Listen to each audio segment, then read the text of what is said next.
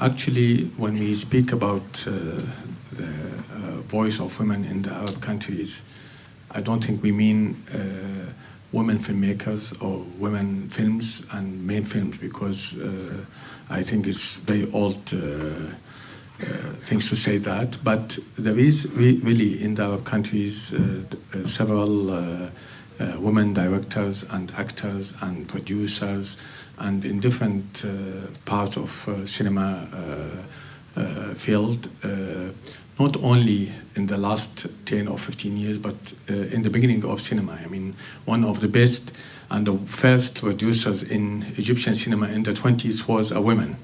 And in all these years, we had festival directors, we had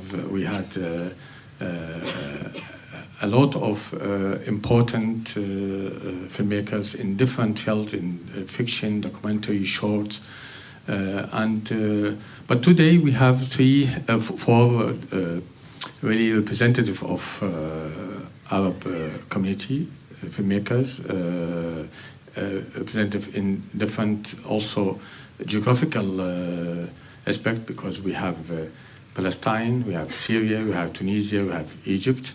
That means it's from entire Arab countries, which is more than 23 Arab countries, the big region with 300 million population. And we will discuss the challenge they face. We will see what they achieved in their work. For example, we are very happy to have Kawthar Bilhania this year with the second competition of Cannes in certain regard. Her film was screened just some days ago, and last year actually she won the main award in the most prestigious Arab festival and the African festival, Carthage, with the Golden Prize as well. And also, when we speak about each of them, I mean, all of them with the big CV. I mean, we will start with Jihan Tahiri. Jihan Tahiri, not only director, she's writer, she's visual artist, she's book writers, and also doing some music even. She also activist. She was member in different African member of board of different African organizations. Since '85, she had exhibitions, visual art, documentary films. She received a lot of prizes all these years, especially the prize of Academy Award, African Academy Award for Nasser, and also the BAFTA Award '98 for Israel, Arab and Israel. We spoke a little bit about Kawthar Bilhania. Kawthar, she started with a short film, but after that she did 2013 Shalat Tunis, which was screened all over the world in many festivals and won a lot of prizes. And since 2003, she's actually very intensively working. I mean, as I said, that last year she had the award in Carthage with Kawthar with Zainab Hate the Snow, which was screened first of all in Locarno, and after that went to Carthage when she won the prize, and went to Dubai, and went to many other film festivals. And also we hope for her new film, also very long journey, and we hope also maybe she can have sort of awards this year. Yeah. When we speak about Mayouda is a Palestinian writer and director and producer, and she started 2011 with a short film, but her main activities now as a producer, not only participating in production of several Palestinian films and distribution also, and helping Palestinian films and Arab films to be in in Palestine, but also she produced Unknown Soldier. She produced a beautiful film Rashmiya and others.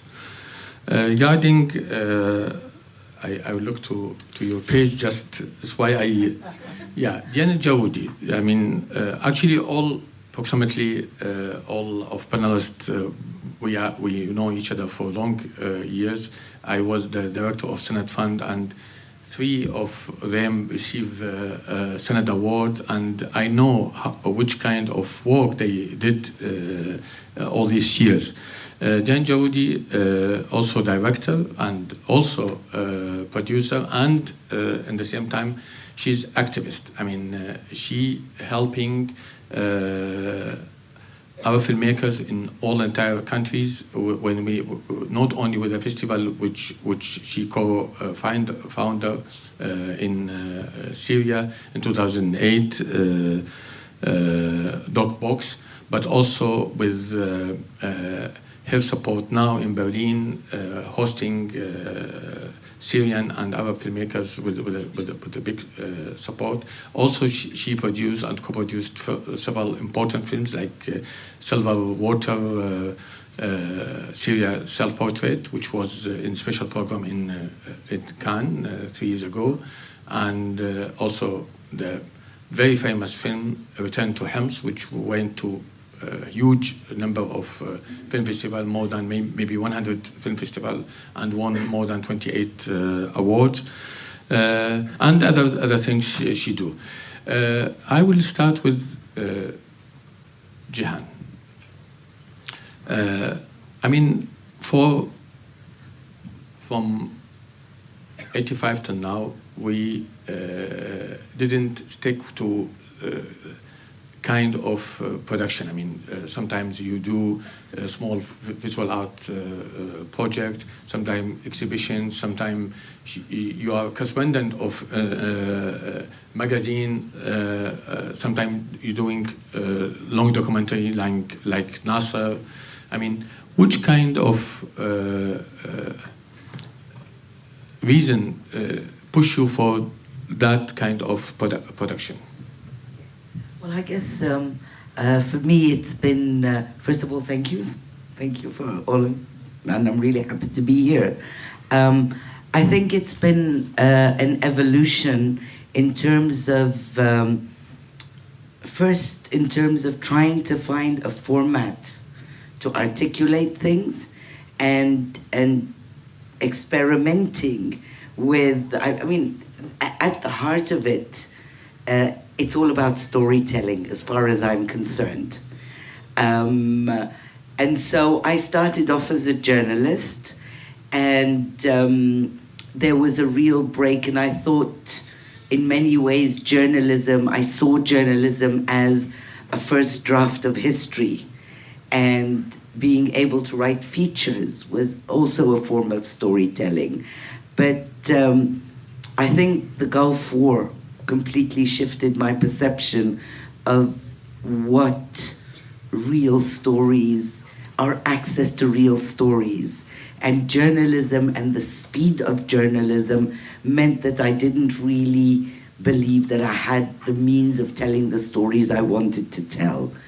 And so from there, I went to documentary, and for those who know me, would be very surprised to know that I used to do observational, very fast films, and I actually worked for a company called Kappa, and I was working, I did a whole series of documentaries called 24 Hours, and I would do a 52-minute documentary every week. I'm not kidding. And okay, we'd go out with 7 cameras and doing an event on one day and telling the story of that event. And I think after doing this, I just realized that making a film is not the issue. The issue is, what is it I'm saying? And so I took a step back from all of this and started questioning why storytelling is important, why I want to tell stories.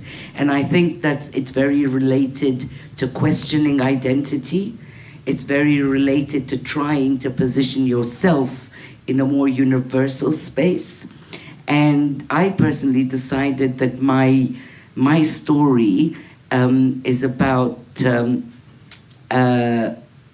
first of all, I'm an African and an Egyptian, and not an Arab or an African, I'm both. And my country is in Africa, and I think all these stories... Because you lived only in Egypt, but you lived in other parts Yes, of Africa. I lived in South Africa, I worked in South Africa, so I don't want to go on for too long, but it's been an evolution, and in a funny way, every time I think that I'm changing the format, that I'm changing this or that, I end up telling the same story. And with my last film, which is called Egypt's Modern Pharaohs, it was the very first time I've ever done a film on Egypt. And it's a trilogy. And my editor, who I've been working with for many years, I started telling him, okay, we're going to do this and that. It's the first time I talk about Egypt. And after I told him the story, he said, oh, so we're making the same film again. And I'm like, what? I think that as a filmmaker, and I'm not talking about the production side, as a filmmaker, I think there are certain obsessions and certain passions that mean something to you that you try to articulate in as many forms as you can. Now, as a producer, I think I've gotten to the stage where I realize that there's another generation coming that is really exciting, that has so much to say, that has different ways and different tools to say it, and I want to be part of that.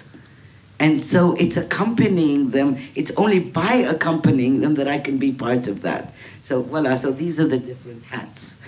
Okay, we will, before I go to Dina Jaroudi, asking her about her experience inside of Syria and outside of Syria, because we have this problem now that many filmmakers, producers, they leave their countries, they're forced to leave their countries, and it's different kind of way to do that. I would like to ask you about the last year film. Did you manage to have it in Egypt, for example? No.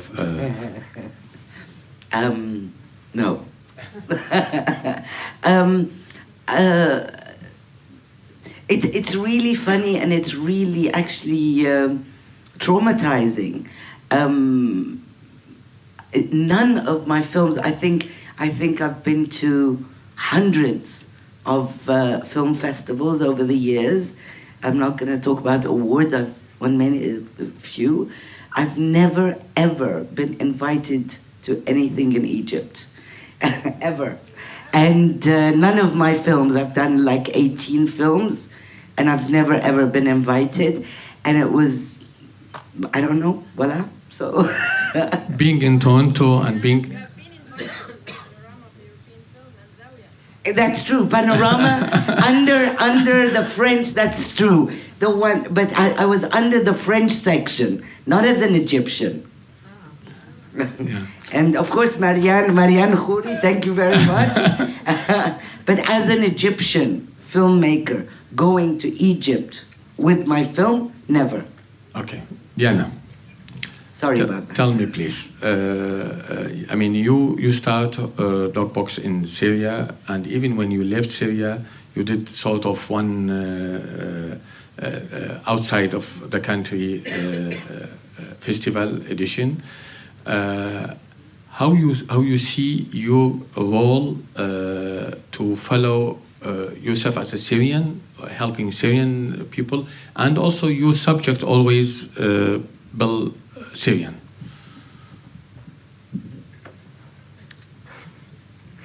Can you be a little bit more general? It's so wide, I don't know how to start.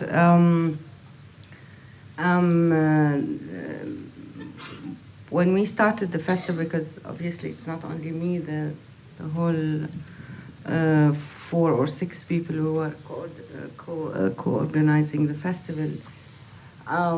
We made it because we were jealous of ITFA. We went to ITFA as documentary filmmakers and artists and thought, like, why don't we have a festival where we can show our films, where we can meet filmmakers from around the world and share our experience? Why do we have to travel all the way and pay in euro? As simple as this. So yeah, jealous in a good way. And this is what we wanted to do, to create something for the audience, because it's very painful that you see that your films, whether there is all these political restraints and also fight against independence and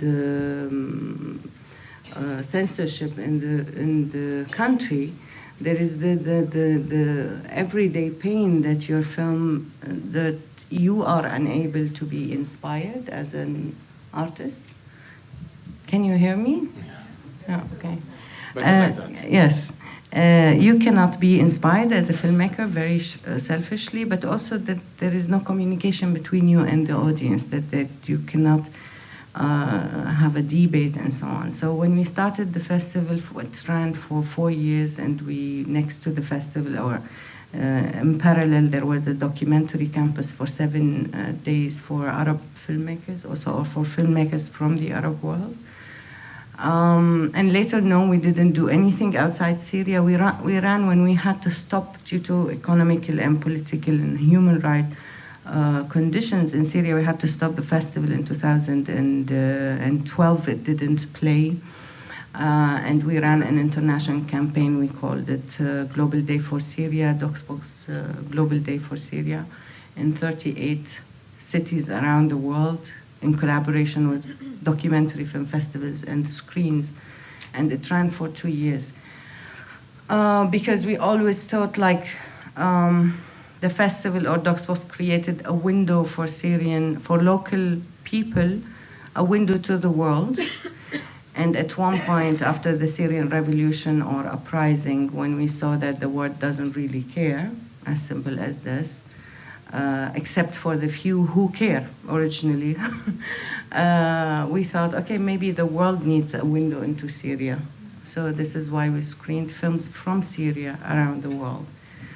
I mean, I'd love to believe that films can change. And I would definitely agree so much with Jude and Kara of what they said. They change you as a filmmakers. And they change you as a filmmaker, as a director, as an editor, as a financier, as a publicist, as a distributor. And they allow for room for discussion and thinking, but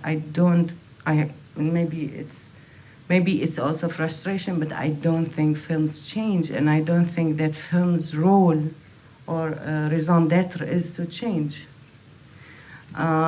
This is a form of art, and art is a very complex. It's a very complex, what you call artifact of human that cannot be used as a car to take people from point A to point Z. It's not a transportation of idea or information. I'm so much against that notion, I have to say. And to go, because I have to be a little bit brief as well, to go to the fact that you have to move from one place to the other or create a new habitat and continue to do the same, more or less the same thing. In Berlin, I have to say, we as co-founders and artists moved to Berlin, but actually we did not move on our own. There was a huge population which moved also to Germany and Europe and everywhere. So I think I wouldn't dare to confiscate the idea of moving to this experience. I would say that this is the state of affairs today in the human nature. Moving is part of what we do. Whether there is a catastrophe or not, this is what we do, and this is what we should do also to be able to continue working. Kawthar, in your film Shalat Tunis, for maybe 1 year, it was confusing if it's documentary or fiction film. Even in your last film, I mean, if it's obvious it's a fiction film, but there is a lot of soul of documentary in your work. I mean, how you find yourself as a documentary filmmaker, fiction filmmaker, what you are going to go in the future for that? Me, I started when I started with a short movie fiction, and it was shot in 35 millimeter, and it was for me a nightmare. I was very young and I wanted to do cinema, to tell stories, and I discovered how it's difficult to do fiction. I mean, it's fake, and I was amazed, you know, as if I don't knew it, how it's difficult to have 14 people around you and to ask actor to simulate that they have an intimacy with lights, and so it was like I don't want to do this job. It's not for me. It's very complicated. So I thought that I'll not do cinema. I'll just write maybe script because I love telling story, and then I made documentary. And when I made documentary, it was like a revelation for me, like something amazing, because you can do. You can tell stories, and you don't need this huge. You don't need this huge crew with you, you know. So you can be more free, and I can confess that documentary, it's the thing that reconciliate me with the fiction. So documentary also gave me the opportunity to see, to write better scene in fiction, because since I'm between both, filming and documentary, I can see what people are not saying, for example, with their body language, with what they mean when they say something, and this was very useful for fiction after. So I give up the fact to write a scene just cause and effect, you know, but write a scene with some authenticity. And my obsession since the trauma of my first short movie was authenticity, how to recreate something authentic in fiction, because the authenticity you have it in documentary, the documentary have other aspects, you know, you have to cut, to reconstruct the chaos of reality, and this is the editing, and this is also the writing before starting filming, to know what do you want exactly from this reality, to not be lost, you know. So when I did Shalat of Tunis, I tried to so Shalat of Tunis, for the one who didn't saw it, it was produced by Julie, also the producer of Joud. It's a mockumentary, and it's about a rumor in Tunis. It's about a guy who have a blade razor, running a motorbike and slashing women ace. So it was like, you know, this kind of Jack the Ripper, not killing but slashing women asses. So I did a movie about this, and obviously for me, a rumor, it's fiction, you know. There's a part of reality and there is a lot of fiction. So, and I thought that I have to trick, you know, to enter to the fictional world. Since I learned a lot from documentary, so I shot this movie in a documentary style, with this freedom that gives you the small crew, and even in the aesthetic of the movie. But I directed the the actor character / character in Charlotte of Tunis, because they had dialogue, and I was always looking for the authenticity. And I did Charlotte of Tunis, I think, in my career, just to prove to myself that I'm able to direct actor and to have this authenticity. And that's why when Intishel say that people don't know if it's real, not real, it was like I did it. Okay, it was like now I can do fiction. So I mean, even in this movie, Beauty and the Dogs, in Un Certain Regard, it's a real case. It's totally a fiction, but it's inspired from reality. So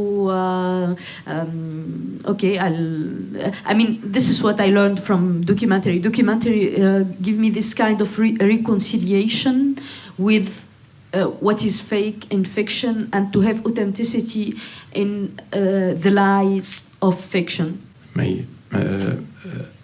You start as a director, also you are producing, you are distribution, also you are helping not only production but also trying to find sort of way to help Palestinian cinema to have festival form of not a traditional distribution, but the way to let cinema go everywhere in Ramallah and Palestine. Can you tell us about this experience, please?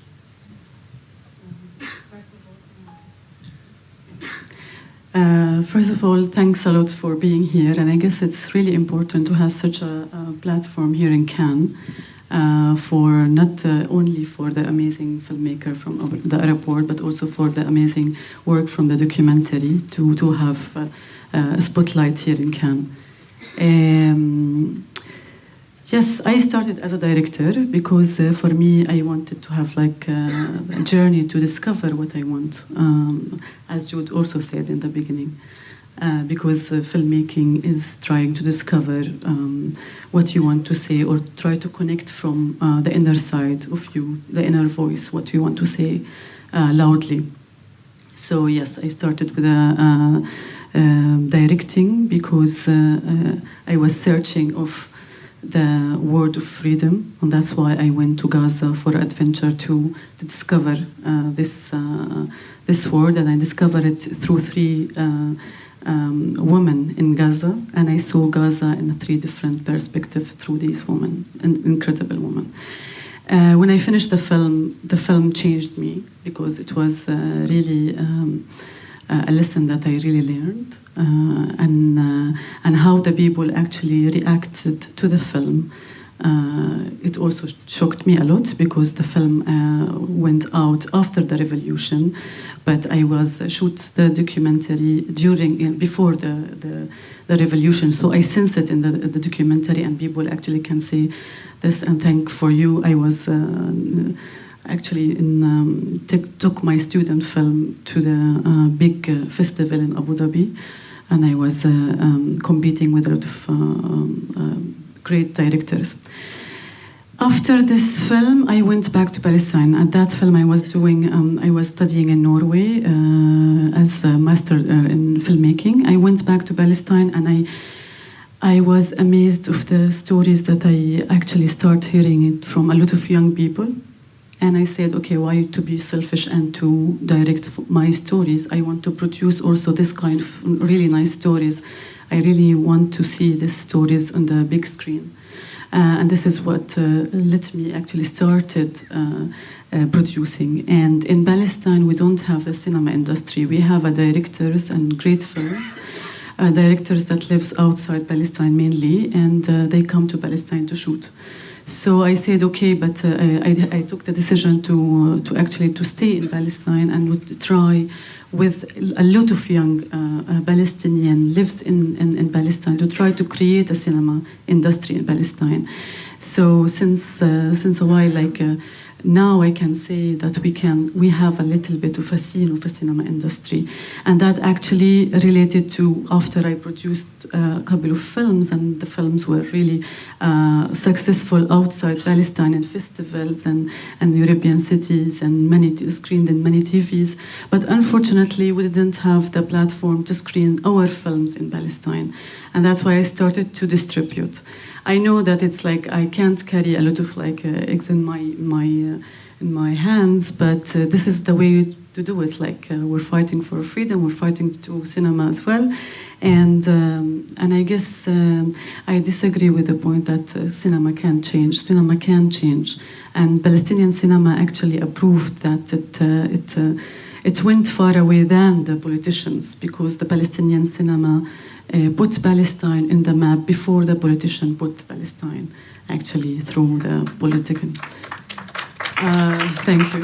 And I guess we'll start to do that. We have a long way, and we're going to do it. And this is what I'm trying to do with a lot of like really energetic people in Palestine. That we're trying to do a Palestinian cinema, which you see all the time. It's everywhere, in festivals and and it's good films also.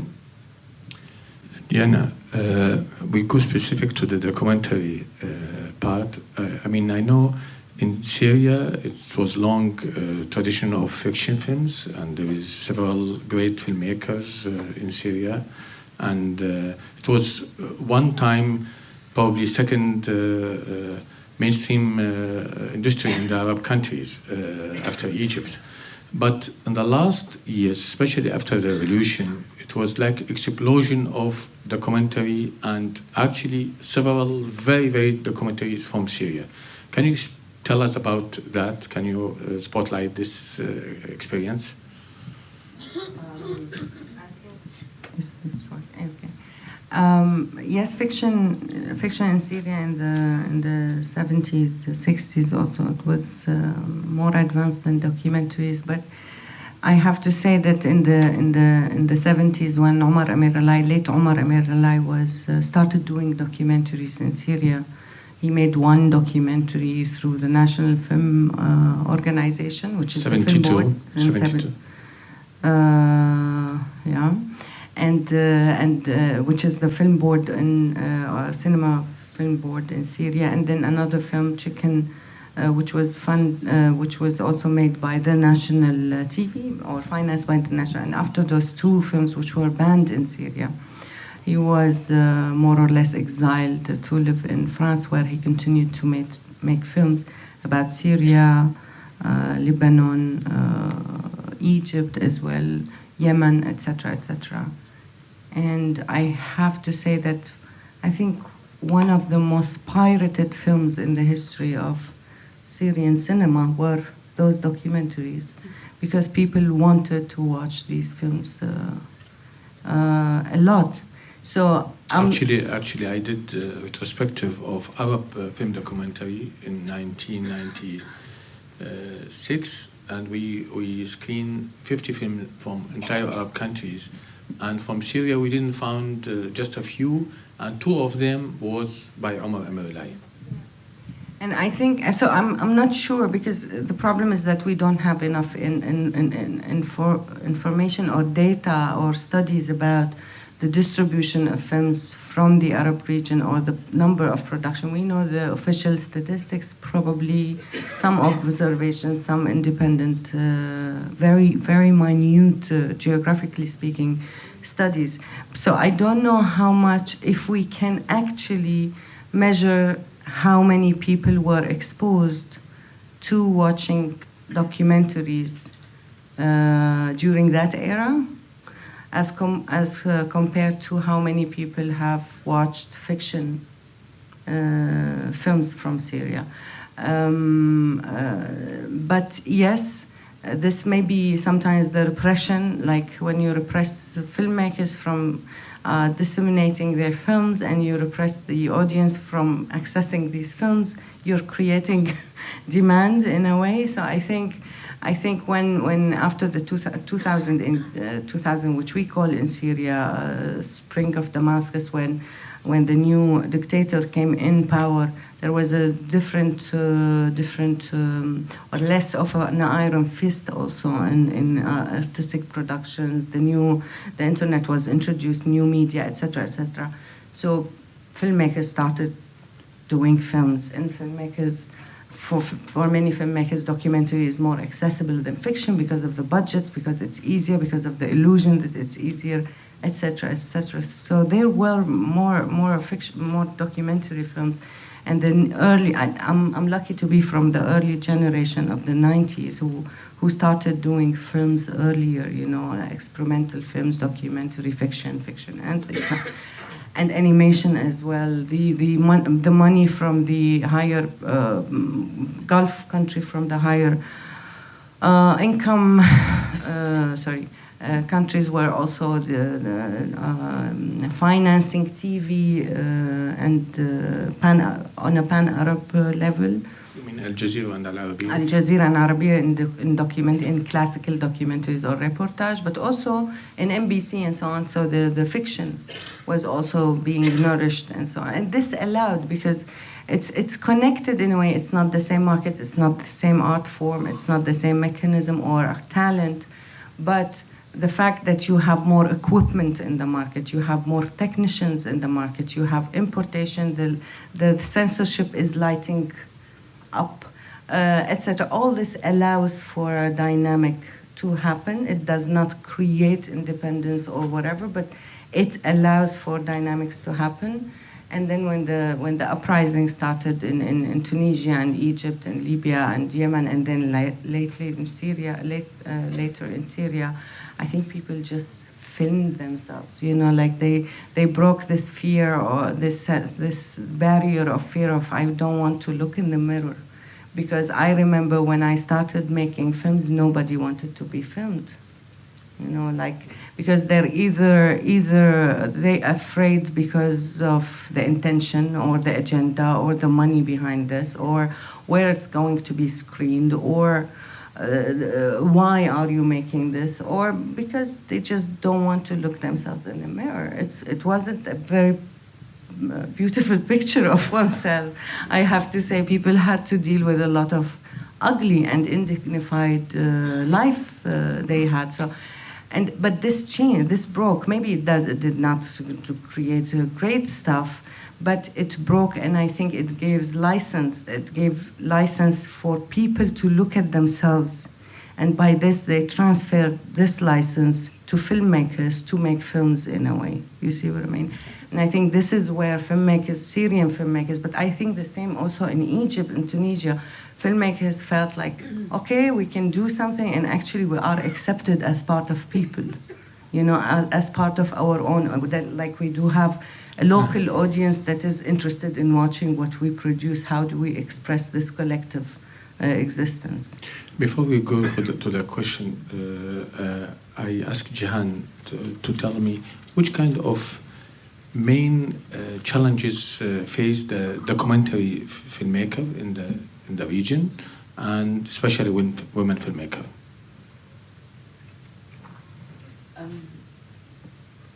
I mean, I've never actually thought of myself as a woman filmmaker. When I go make a film, I just go and make a film.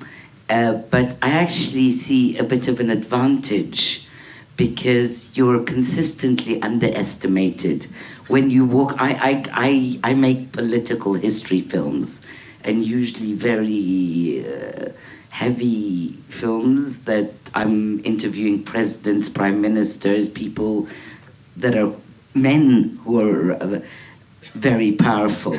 And the minute I walk into the room, they have one look at me and realize that, oh, it's okay, it's fine. And great.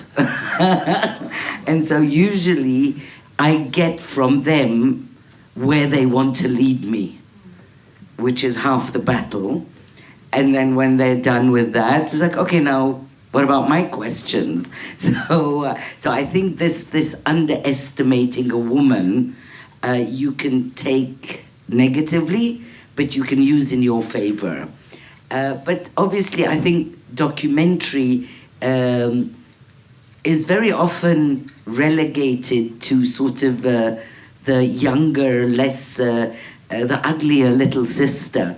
And it's actually a much more difficult thing to do because you have no control over what you're doing on a daily level, on a daily basis. And the other thing is that you have to consistently be honest with yourself, because every day you come across a piece of information that might not fit your narrative. What do you do with it? You just forget it and find something else, or do you completely rehaul your film, which has happened. I mean, I made this film called Cuba's African Odyssey, and the basis of the film was proxy war, until I found a piece of information that said that the Russians didn't even know this was going to happen. So what do? Pretend it doesn't exist? And what that meant is that it added a full year, and adding a full year means a budget. Who's going to pay for that? So I think obstacles in documentary is not just as a woman, it's as a format, and that format is not a springboard to making fiction. It's a language of its own. And I think the beauty of documentary is that it provides a foundation for. I also work with archive quite a bit, and sometimes I go into the archive and I find a film done in the 40s. They've delegated, they've left a legacy for us to understand where we've come from. And I think this is part of what we do with documentary. Of course, fiction is also there, but fiction gives the flavor and the ambiance. But in terms of trying to figure out, especially and we're talking about the Arab world, we live in a world of censorship. Let me just tell you one anecdote. When I was looking for archive, when I started my project in Egypt, I discovered something amazing. In the early 70s, there was a consistent attempt to burn or just destroy a lot of the archive of the Nasser era. They'd take away all the images, but they'd forget the DAT tapes. So I found all the sound that had no image. So anyway, so in documentary, you can actually figure out a way to use that too. Voilà. Of course, Jihan, if we let her speak about documentary, because she did a book, script development and narrative structure of documentary, you can see that. Any question, please? Sorry, I was asking if Jihan could talk a little bit about her experience with archive material and finding archives in the region and also on the African continent, because you've worked so much with archive. You're one of the very best. Well, I mean, archive has become sexy. When I started working with archive, it was extremely unsexy, and nobody had archive, you know, in the Arab world or in Africa. There were no archive centers or institutions. Still they don't have. And They still don't have. and the few there are access to them is like it's easier to get into Fort Knox, and I think so to actually find the archive, for me it was really important to find archive in the region, because we could always go to Ina, we could always go to Pati, but I do believe that if you're telling a story from your perspective, the eye of the camera has its own language. So I try my best to find images that are shot and made from the region I'm talking about, which is a bit difficult. So, for example, recently, not that recent, but I kept trying to find anything about a specific topic, and finally someone said, okay, well listen, I might have something, but I don't know how you're going to figure it out. And he lets me into a basement that has boxes and boxes and boxes of material. None of it is logged, half of it is rotting, and what do you do with that? But I think there's so much that needs to be done with archive, but again the danger is that it's so huge that quite a few countries are also saying delegate them to those who know how to do it, and that's another problem, because then it becomes a money issue, because archive is extremely expensive. And to tell your own story, to go have to pay 2,000-3,000 euros a minute means that only a few people can tell the stories. There are so many different specific stories that Joss knows about. Like, for example, in Cuba, when I finally managed to access the archive, the canisters of archive there tell a history that we no longer have. All the reels of the different meetings, the Pan-African Congresses, the Arab Union meetings and things like that, they had them and we don't. So I think there's so much work still to be done on archive, and there's not just work. I think that the whole concept of how to access archive and how to democratize the use of archive is a question we need to address.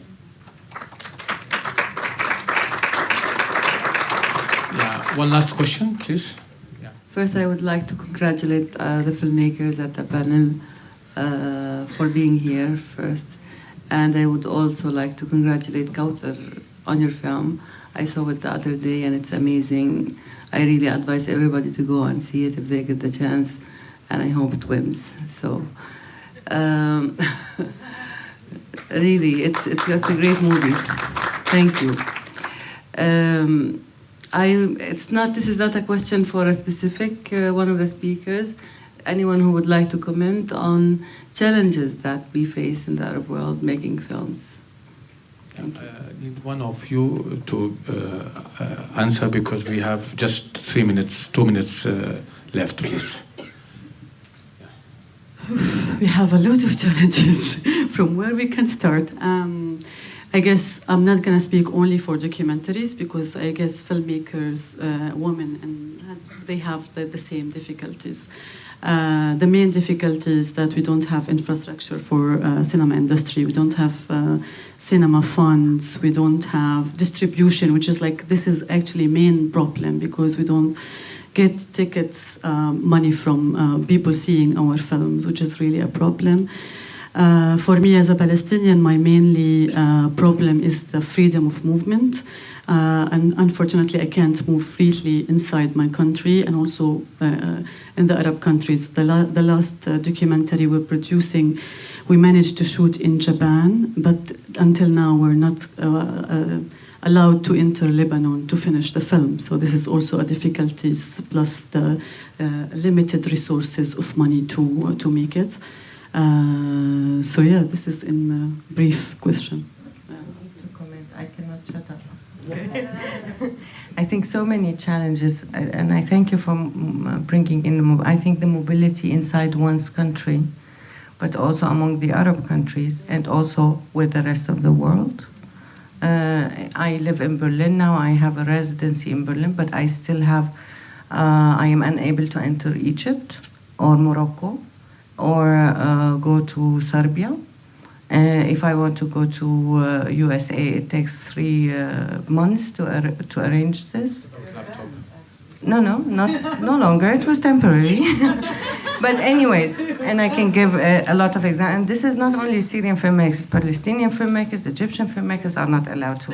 And we're talking about nationalities, of course, but they're not allowed to enter Lebanon if they don't show 2,000 euros. or Palestinians are not allowed, etc.